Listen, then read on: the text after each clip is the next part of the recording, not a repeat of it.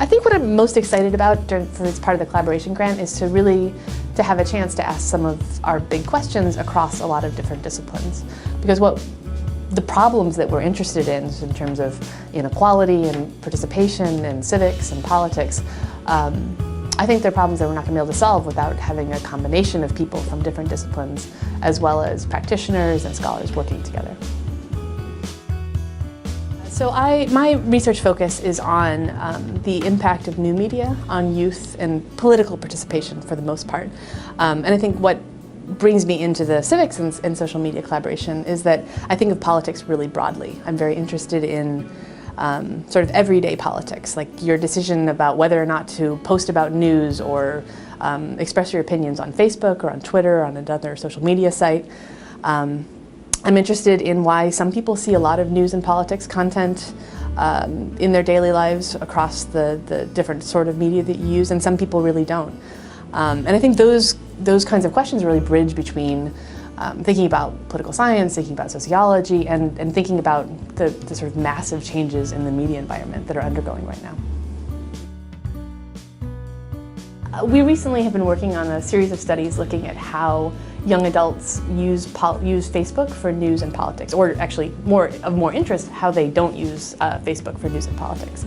And in order to think about Facebook as sort of a place for news, you have to think about it's not just a mass media, although sometimes it is, right? So for example, you could follow the New York Times, or you could follow sort of a viral news media site. It's also a social place where people interact with their friends, and they interact with weird collections of friends like your Uncle Vinny, but also your teacher from high school and all sorts of different people. And so we need to think about how these collisions of sort of media spaces and broadcast spaces with social spaces, what does that mean for your comfort in doing politics? And what we've been seeing a lot is that there's a lot of people who don't think that's a good place to do politics, who want to avoid drama, who want to stay away from rants. And to me, that kind of question, just, it seems like a simple question, how much news is there on Facebook? Turns out to be so complicated and require people to think across a lot of different disciplines in order to really answer it. I think for me, one of the big questions that we can take on as part of this collaboration is about inequality and about we've always had inequality in people participating in politics or in participating in various forms of community civics or online civics.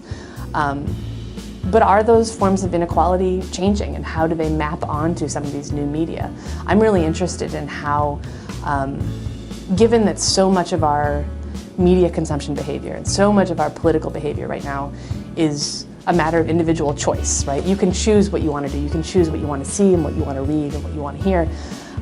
How does political interest map onto traditional kinds of inequalities related to race and gender and income and education and things like that? And that's just one example, and I think that those big questions about inequalities and how they have to do with online life and offline life and the intersections between them, we need sociologists, we need engineers, we need political scientists, we need communication people, we need people from all sorts of different disciplines to really sort of probe into them in a lot of different ways using a lot of different methods.